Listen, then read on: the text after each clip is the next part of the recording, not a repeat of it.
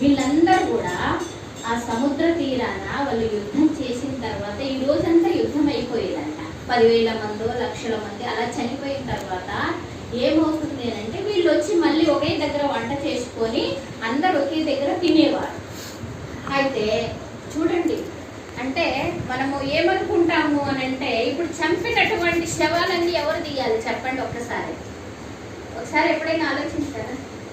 ఇప్పుడు మనము ఈ రోజు యుద్ధం చేసామండి, చేసిన తర్వాత ఆ శవాలన్నీ అక్కడే ఉన్నాయి, మనం వచ్చేసాము. యుద్ధం చేసి మనం వచ్చేసాము. ఆ శవాలన్నీ ఎవరు తీయాలి చెప్పండి? చెప్పండి, మామూలుగా ఎప్పుడైనా ఆలోచించారా? అసలు మనం చదివితే కదా భారత యుద్ధంలో ఒక రహస్యం చెప్పబడుతుంది. ఈ పాండుపుత్రుడు గాని ధర్మరాజు, ఈ పాండవుడు కురుపుత్రుడు యుద్ధం చేసి రాత్రుల్లో వచ్చిన తర్వాత అందరు తిని పడుకున్న తర్వాత ద్రౌపది మాత మాయారూపిణిగా వెళ్ళి వెంట్రుకలన్నీ అలా విరబోసుకొని ఒక శక్తి స్వరూపం అంటే ఆకాశానికి భూమికి అంటేటట్లు ఆ రూపాన్ని దాల్చి అలా వెళ్ళి మొత్తం ఆ శవాలన్నీ కూడా నమిలి మింగి శుభ్రం చేసి వచ్చేదంట.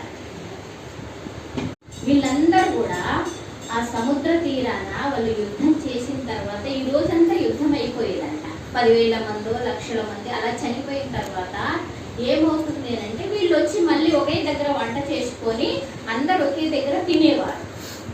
అయితే చూడండి, అంటే మనము ఏమనుకుంటాము అని అంటే ఇప్పుడు చంపినటువంటి శవాలన్నీ ఎవరు తీయాలి చెప్పండి ఒకసారి ఎప్పుడైనా ఆలోచించారా?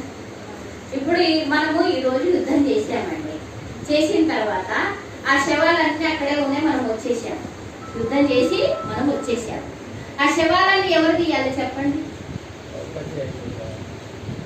చెప్పండి, మామూలుగా ఎప్పుడైనా ఆలోచించారా? అసలు మనం చదివితే కదా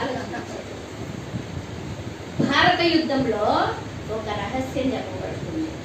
ఈ పాండుపుత్రుడు గాని ధర్మరాజు, ఈ పాండవుడు కురుపుత్రుడు యుద్ధం చేసి రాత్రుల్లో వచ్చిన తర్వాత అందరు తిని పడుకున్న తర్వాత ద్రౌపది మాత మాయారూపిణిగా వెళ్ళి వెంట్రుకలన్నీ అలా విరబోసుకొని ఒక శక్తి స్వరూపం అంటే ఆకాశానికి భూమికి అంటేటట్లు ఆ రూపాన్ని దాల్చి అలా వెళ్ళి మొత్తం ఆ శవాలన్నీ కూడా నమిలి మింగి శుభ్రం చేసి వచ్చేదంట.